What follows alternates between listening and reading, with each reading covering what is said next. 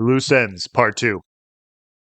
White sat in the driver's seat of his car, his gaunt fingers running back and forth across the lines on his forehead. He was parked across the street from Freddy's apartment building, a baseball hat pulled over his eyes, casting a solid black veil across his face. He had taken off his jacket, revealing a set of bony arms under a sweat-stained t-shirt. A pair of sunglasses was perched on his nose, a cigarette burning between his dry lips. As he stared off at the front of the building, he scratched the scruff of his beard, the fingers on his other hand curling around the sweaty grip of his pistol. While he waited for Freddy to return home, his mind raced. He was going through with the job, all right.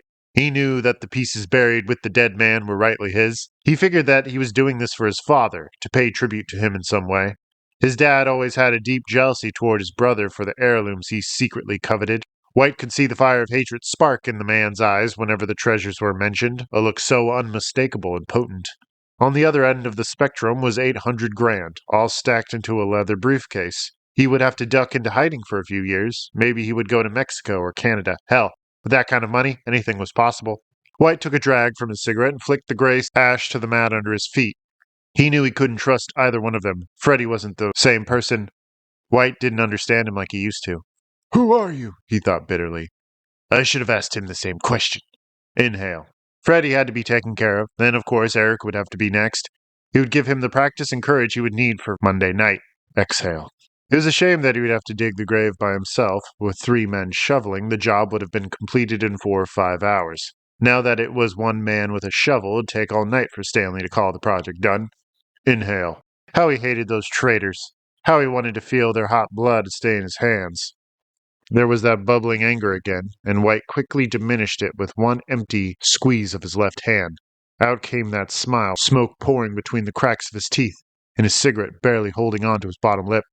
I am one cool customer, he remarked with a sharp chuckle. I am one suave devil. Across the street, Freddy appeared as he rounded a corner, juggling keys and a paper sack in his arms. He never even looked up from his hands. The hard part was now dodging into the building behind Freddy without him noticing. White was out of his car and crossing the street just as Freddy was climbing the first stair of his front stoop. Freddy selected the correct key and jammed it into the door, which he pushed open with his free hand. White was right behind him, just mounting the steps, and discarding his half-finished cigarette to the warm concrete. Freddy was already inside the building and turning the corner as the door was swinging closed. White outstretched one hand and caught it just before it latched to its frame. He slithered inside, fingers instinctively going for the band of his pants. There he found the cool surface of his pistol and he smiled once more. There were only 2 floors to the building, so when Freddy entered the elevator, White knew where he had to go. The elevator doors met and White hurried for the stairs. He made his way to the top landing, pressing his ear to the door, fingers drumming the metallic ball of the knob. On the other side, he heard the elevator ding and the obvious creak of footsteps. He paused for 5 or 6 seconds and slowly pushed open the door. He heard a lock click at the end of the hallway and spotted Freddy's apartment almost at once. He crept halfway down the hall before he stopped, yanking the handgun out of his pants. He took a moment to gather himself, his mind working behind his shades with thoughts like the turning gears in a clock. There he was in the hallway of Freddy's apartment building, contemplating murder. White had a moment of sheer panic that almost sent him fleeing for the stairs. He started to sweat, his heart began to race, and his knees knocked together. The door to Freddy's apartment seemed like 1,000 miles away, stretching on elastic walls. He remained planted where he was, his weapon pressed against his chest. His very heart seemed to beat against it. No, this is right, White thought, nodding his head. The first life I take from this earth should be my best friend. Any other man would say if he had to murder someone, his best friend would be last on his list. But Stanley White wasn't like the others. That's what makes me better. White switched off the safety of his gun and raised his hand to rap on the door. He could see the incident flash in his mind like one slide of a movie, bright and beautiful. It was an image of Freddy. Mouth pulled into a scream as White pushed him back inside his apartment, the gun's nose digging into the flesh of his neck. Then the knob turned on its own, sending White's heart into his throat like a rocket. He panicked and darted away from the doorway, all the blood collecting in his head. He found he no longer had any control of his feet, because before he knew it, they carried him back to the stairwell and down all 37 steps. As he burst through the door and out into the lobby, there was still a pistol in his hand, and he feverishly stuffed it into his pants. In the passenger seat of his car, he buried his face in his hands, wondering what had just gone wrong. Did the turning knob mean Freddy was leaving his apartment? Why would he enter his house, stay for a minute, and then leave again? Did he see White flee down the hallway, away from him? I should have gone through with it, he grunted. I should have just finished the job right then and there. If Freddy didn't leave the building in the next few minutes, White would know he was still inside his apartment. Then he'd start over again and finish what he had started. No excuses. When he tore his face out of his palms, Freddy was at the front entrance of the building, halfway down the stairs. He carried a large duffel bag with both of his hands, his face pulled back in a painstaking grimace. Veins stood out in his arms and in his forehead as he dropped the bag onto the sidewalk. The bag was unzipped, and Stanley could see light reflect off the blade of a shovel.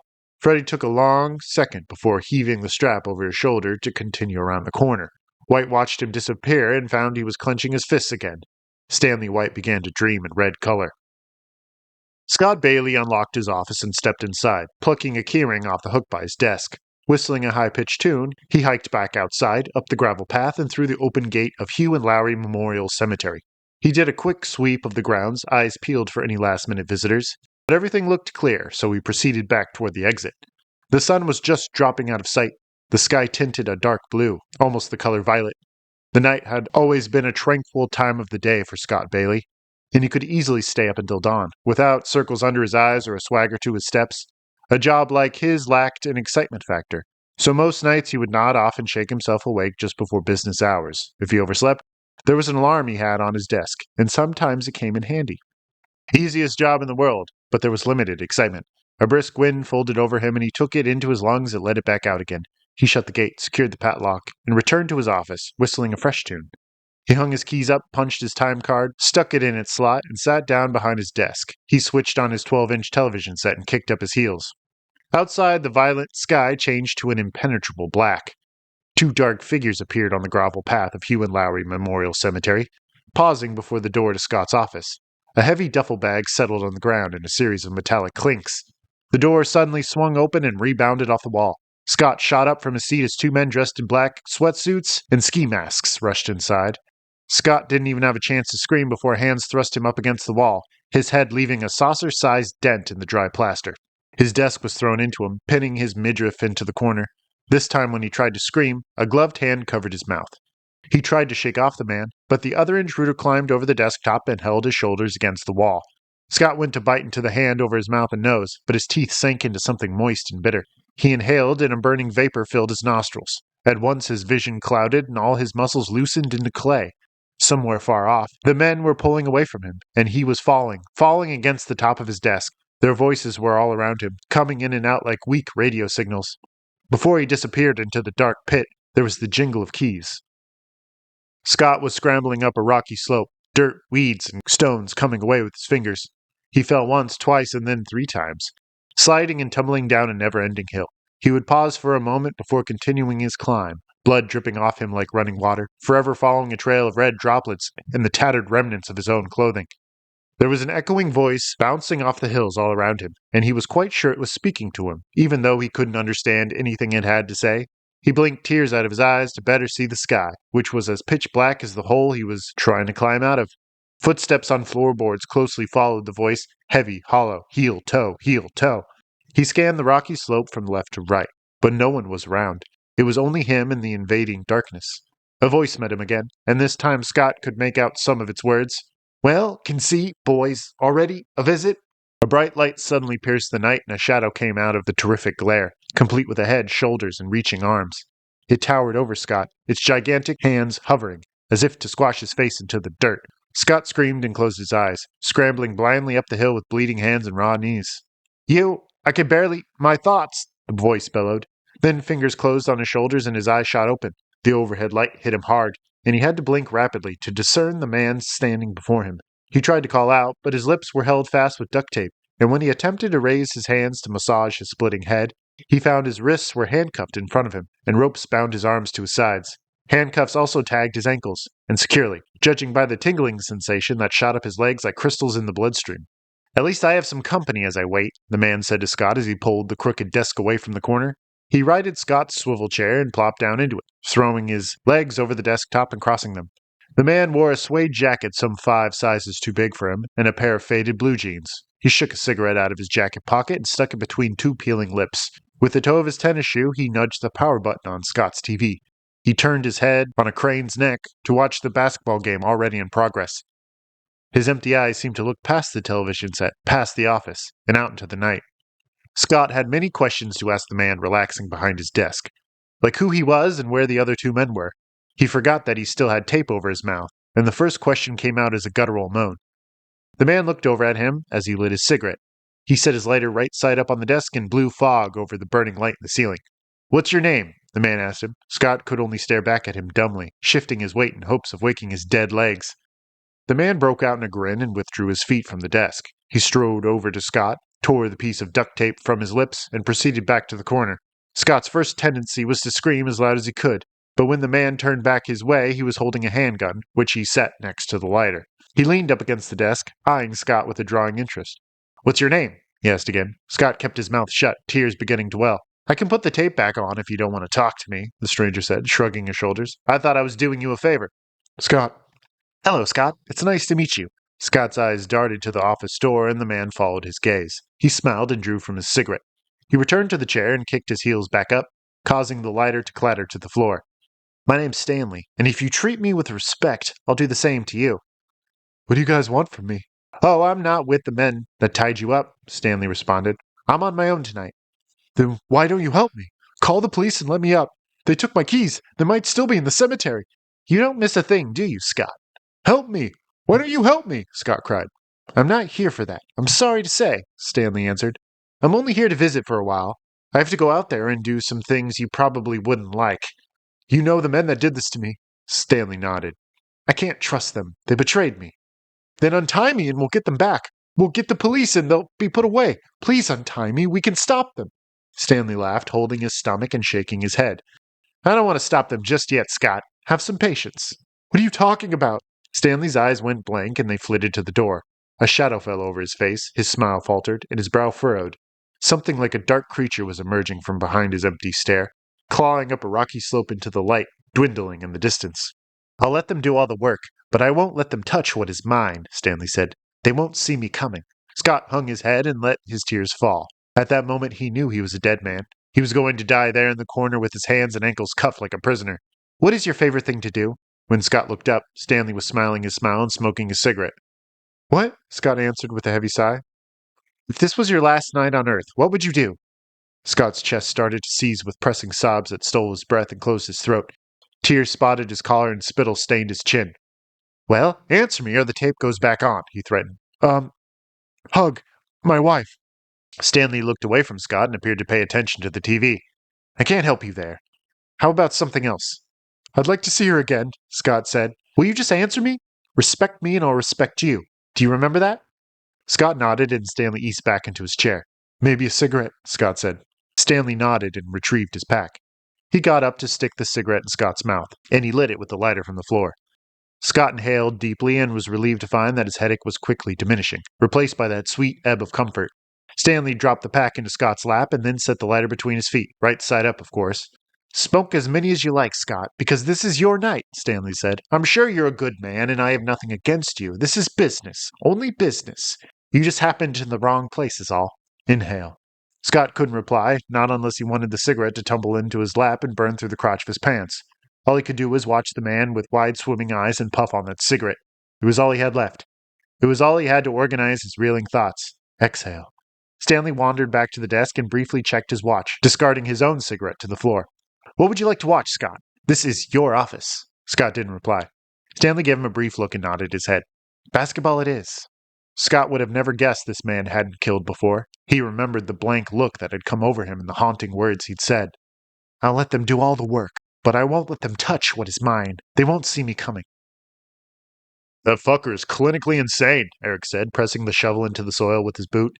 "He brings a gun to our meeting and pulls it on us, and you're his best friend?" "Will you stop bringing that up? I haven't talked to Stan in over 10 years. I'm not sure he can still be considered a friend," Freddie replied. They both dug in at the same time, sweat budding on each of their foreheads and staining their masks. Eric suddenly dropped his shovel to loosen the fingers of his locked claws. Freddie watched him with mild interest and went back to work, his collections of dirt arcing delicately into the air. "Goddamn my fucking fingers, man. They're cramping on me," Eric cried, plopping down in the grass. "Come on, if we want to be out of here by midnight, we have to pick up the pace," Freddie said, from behind his wool mask. His teeth gleamed in the darkness like sparkling pearls. Eric shook out his flashlight and pointed the beam at their project. Freddie stood inside the grave as he worked, and from where Eric sat, he couldn't see his partner's shins. He calculated that they were almost 2 feet into the earth, which left 4 more feet if it was true that everyone was buried 6 feet under. They'd been digging for a little over an hour, which was pretty good time. He considered it was the loose dirt that was making the job that much easier. But there was still work to be done, and Eric's hands resembled those of an arthritic senior citizen, right down to the gnarled, trembling fingers. Eric tore off his mask and used it to mop his forehead, lightly running his fingers through his hair. "Put that light out if you don't want to draw attention," Freddy hissed, heaving another load of earth into the wind. "Pick up your shovel." Eric killed the light. "Do you believe the crap under your feet is really worth as much as White said?" Eric asked. He still made no attempt to get up or retrieve his shovel. "I don't know, but I'm sure it's worth a lot," Freddy replied. He pulled his sweatshirt away from his chest to circulate air. It was 9 o'clock at night, 36 degrees, and both men were sweating like pigs. "Take off your mask," Eric advised. "We've already taken care of the hard part." Freddy nodded and tossed his ski mask onto their pile of discarded dirt. "You know for sure this Dylan guy is reliable?" Eric asked. Freddy nodded, digging in again. "He's always been a collector of antiques. We go back a while, so I know he won't cross us." "But will he try to bullshit us?" "Nah, he's cool. But it will be an inconvenience to go to Maryland to find him. That is, if he's still living there." "Hopefully the heat will be off by the time we meet him.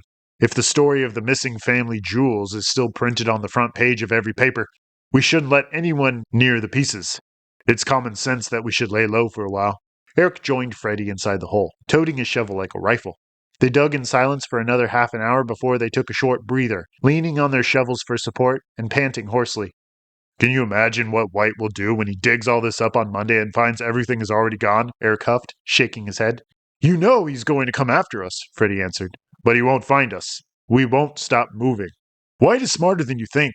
He knows how to follow the right signs. I think his anger fuels him or motivates him somehow. He can be blowing fire yet still keep his mind open. He's the opposite of blind rage. Anger opens his eyes and points him in a certain direction." "Yeah, I know. I already heard this speech." Freddy ignored him. "I've seen him blow up to the point where he's kicking a fallen man in the ribs, laughing like a fucking psycho. But he always knew when to quit before he went too far," Freddy explained. "I don't think he knows how to do that anymore. He's changed for the worst." "He won't find us," Eric concluded. "Stan never trusted anyone. I was the only person he could really confide in. But as the years went on, he became more distant. After that, we just sort of went our separate ways." "Listen, the guy's a nutjob. Case closed," Eric said. "Keep your ass on your shovel, man." Freddy still couldn't let the topic drop. "You heard him in the warehouse. He didn't know if he could trust us. He was afraid we'd spill everything to the cops." "So, that's understandable. Plus, we swore to him we wouldn't." It seemed to put him at ease. Freddy shook his head, grasping Eric's shoulder and pulling him close. "That's where I disagree with you. I don't think he was convinced at all. If I know Stan, he would make sure anything of concern, all the loose ends, were taken care of before he followed through with something." Freddy's eyes bulged with realization. "Any doubt in his mind would have to be taken care of. I get it," Eric snapped, shrugging Freddy's hand off his shoulder. "What are you saying? He would have to kill us before he started digging?" "Yeah, I guess I am." "Well, we're alive now. Maybe he was going to kill us, but after we get the loot, we're leaving town and our old lives. We're beating him to the punch." "Stan is smarter than that." "You said it yourself. The man has never killed before. So how do we know he even has the capacity?" Eric countered with a laugh. "Years ago in college I might have even agreed, but I would have never thought he was capable of killing me."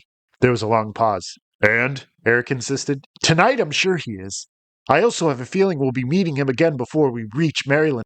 Freddy glanced down at the headstone, marking the grave of a man who was only a stranger to him, a man he had never met or even seen a picture of. Michael J. White, 1932 to 2008.